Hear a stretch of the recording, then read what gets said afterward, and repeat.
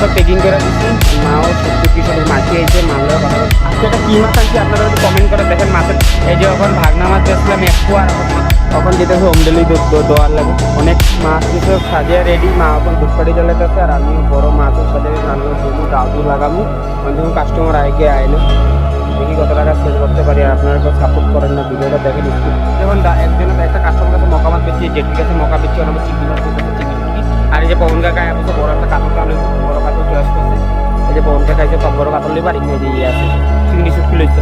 Madam আছে 800 টাকার মাছ নিয়েছে, মানে একদম বড়িয়া বড়িয়া মাছ নিয়েছে। যে ভাইয়ের সবজি বাজারে মাছ না নিয়ে। আর আজকে দেখি চ্যালেঞ্জ অনেকদিন ফলো পারেনি। এই যে এখন স্যারের কাছে অনেকদিন পর স্যার এসে মাছ নেওয়ার লাগে। কাগনা মাছ পেয়েছে 80 টাকা। আর এই যে প্রণব কাকার এই যে 340 টাকার মাছ বেচলাম। বড় বড় সাইজের বোয়াল মাছ ঢুকে যায় 340 টাকার মাছ। দেখেন বড় সাইজের একটা বোয়াল।